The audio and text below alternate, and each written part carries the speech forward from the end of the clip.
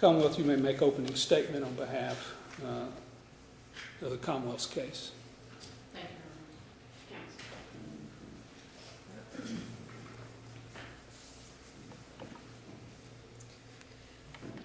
Death. The most certain thing about any of our lives is death. And it came all too soon for Javion Davis, who was just 36 days old when he died. What happened on January 15th of 2013?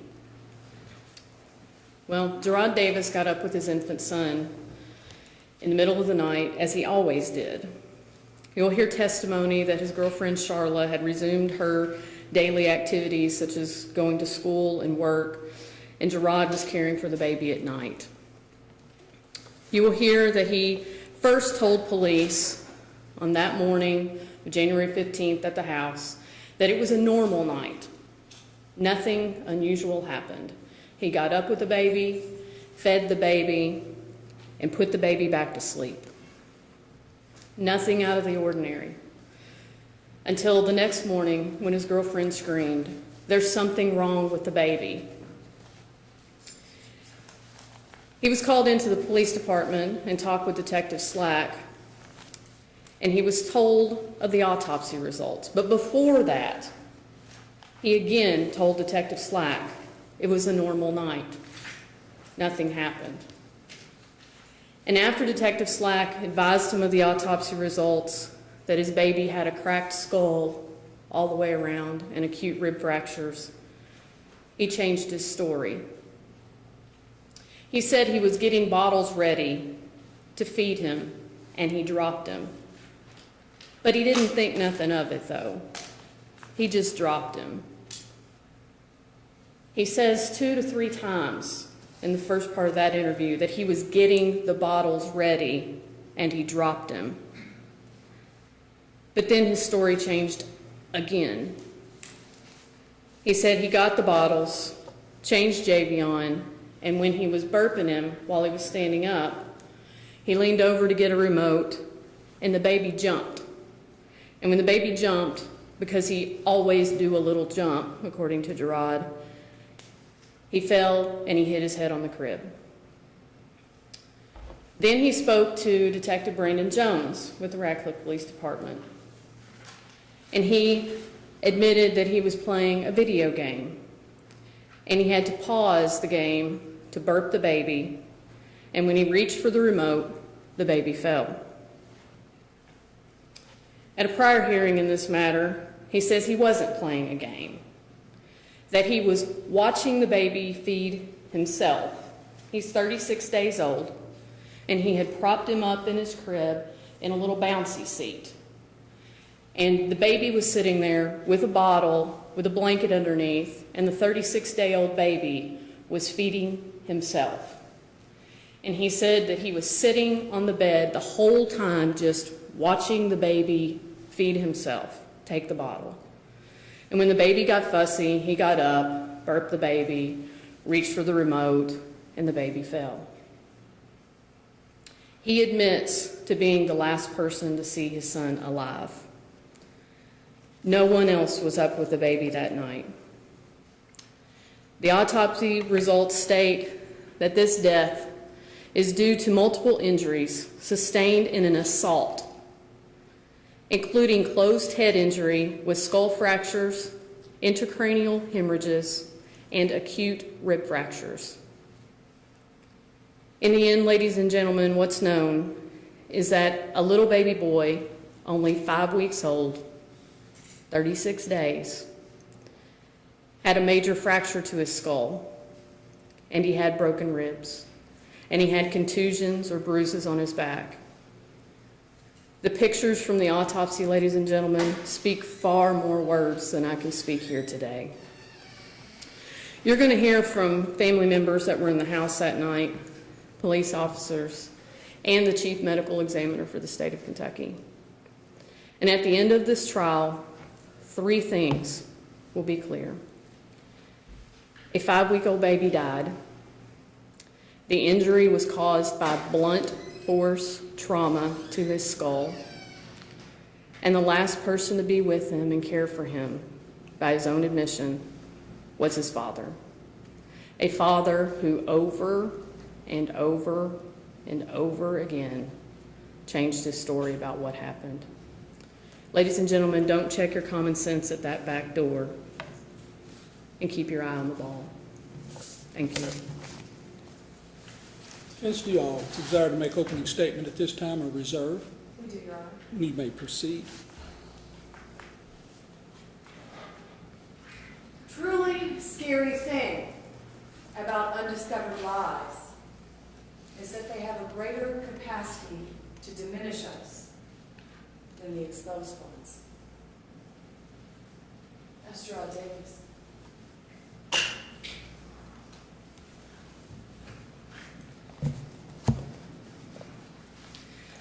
Gerard met Charlotte in Germany when he was stationed there with the military, serving as a chaplain's assistant. Charlotte was there in Germany as well, because her father was in the military, and they were stationed at the same base. He instantly fell in love with Charlotte, a young mother who had a 9-month-old son named Xavion. They called him Zay for short. He fell in love with Charlotte and his new best buddy, Zay. And they began a family together. Short time later, his son, Kamorion, was conceived. It was a very sad day. When Kamorion was conceived, the pregnancy was carried in Germany, and then it was soon decided that they would leave and come back to the United States. And they had to make a decision. Where do we go? Do we go back to Virginia, where Gerard's family was, where he was born and raised, or do we go back to Kentucky, where Charlotte's family was? Together they made the decision to come back to Kentucky. Charlotte came back to Kentucky and arrived a few months before Kamarion's birth. Gerard arrived shortly after he finished his military obligations and after he got his belongings from Virginia. He was there for the birth. When Kamorion was born, it was one of the best days in Gerard's life. He was present for the birth. He took pictures. He cut the umbilical cord. His family was growing. 7 months after Kamorion was born, Javion was conceived. Less than a year, they were in Kentucky. Their family of 4 was going to be 5. Since he had moved to Kentucky, he had worked at KFC, a fast food restaurant, for many months. He worked at a temporary service, and then he was employed as a seasonal worker at UPS. Charlotte was part-time at R&L daycare. She also was attending hair school. Money was tight. Conversations about money, their growing family, and whether or not they could handle this were discussed. But they quickly decided together they were going to carry this pregnancy to full term, and again, their family was going to be fine.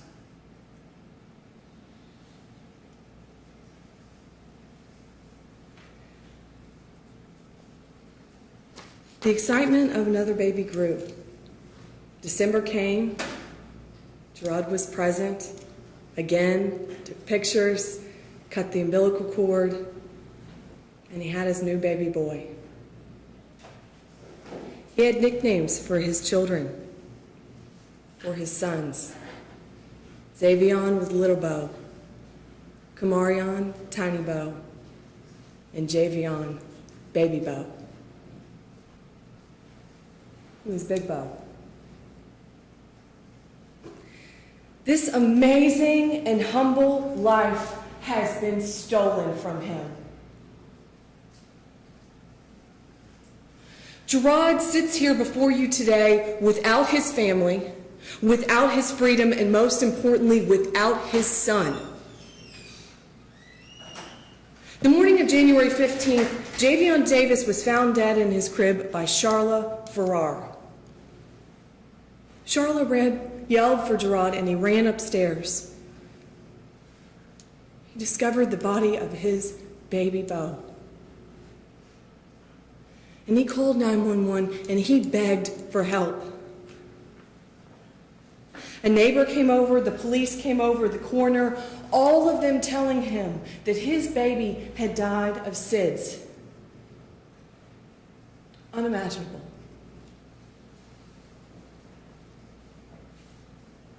The police had everyone sit down at the table together, write out what had happened the night before.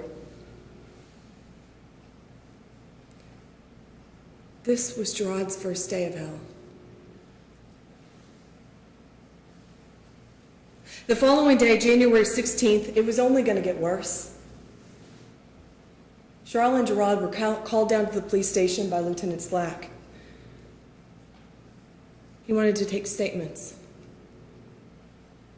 Lieutenant Slack first met with Charla, consoling her, sympathizing with her, telling her everything was going to be okay. The interview lasted less than 20 minutes.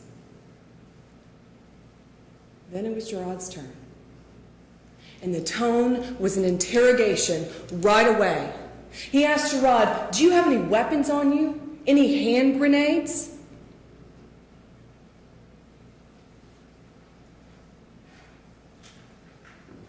And he told Gerard that his son was killed. It was a very different interview than the one with Charla.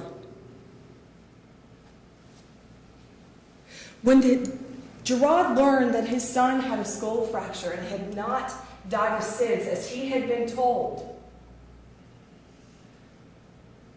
he said, "Oh my God, I dropped my son. I dropped my son." And he was told that day and mistakenly believed that he killed his own son.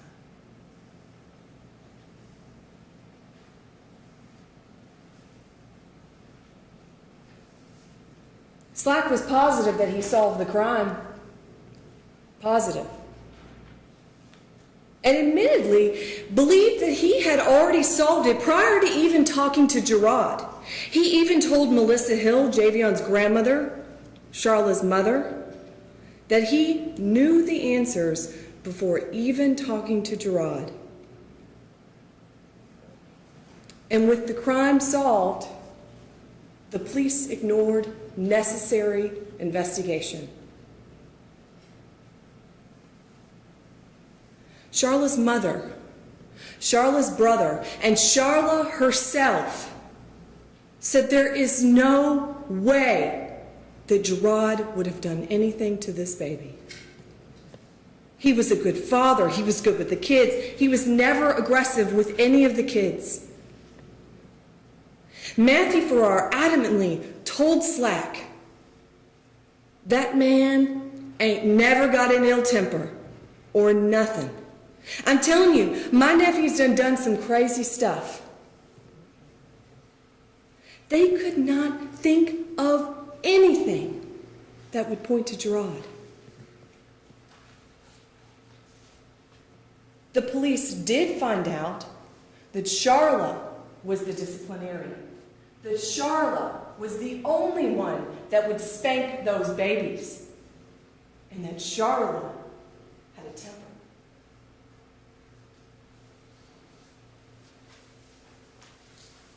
But their focus was on Gerard. It was learned that the injuries were not caused by that fall. But their focus was on Gerard. And the investigation stopped because their focus was on Gerard.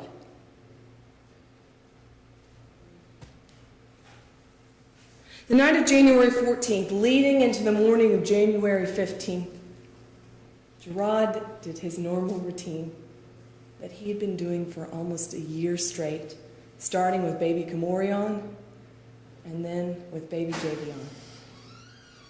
He took the night shift. He stayed up until it was time for Javion's feeding.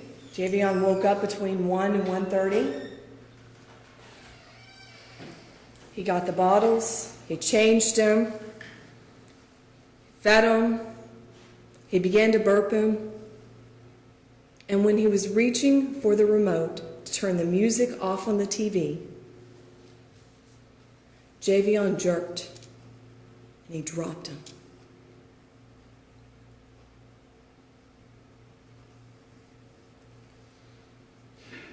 Javion fell into the crib. Javion hit his head on the side of the crib and hit a metal rocker that was inside. Gerard picked up Javion, began consoling him, checked his head, looked at him in the light, held him. And he thought he was fine. He thought there was nothing wrong. Javion fell into a padded crib. He seemed upset,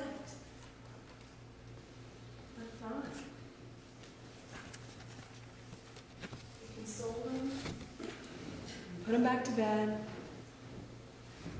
and then went downstairs to the basement, where Matthew Farrar, the brother of Charlotte Farrar, where his bedroom was. He stayed down there with Matthew and hung out for a few hours.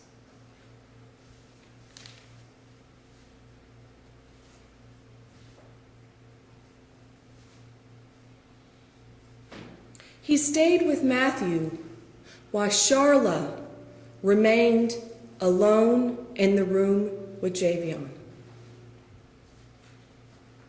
Charla was the only person to ever be alone with Javion at the time of his death.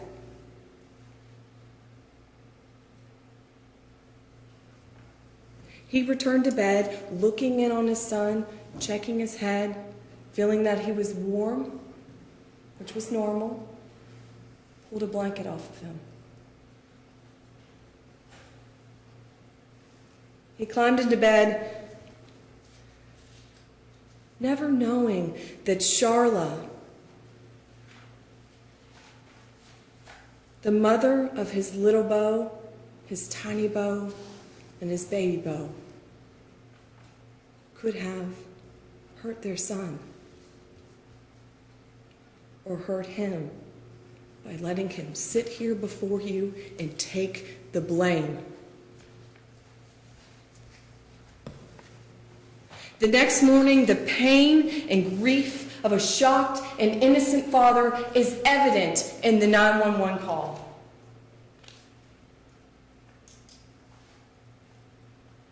I want you to listen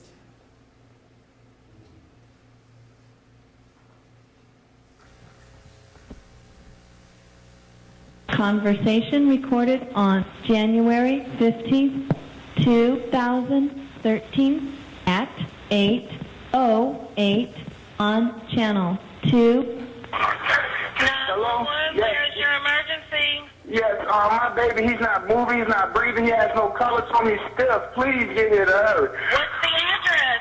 284 University Drive. 284 University Yeah, Drive? 284 University Drive, man. Is it a baby? Apartment number 9, apartment number 9. Screaming.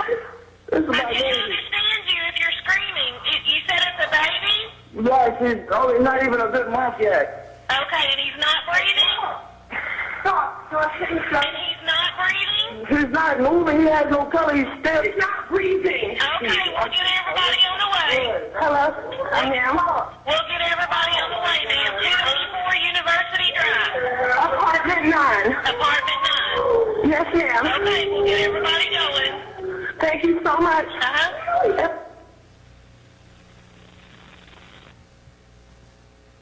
The truly scary thing about undiscovered lies is that they have a greater capacity to diminish us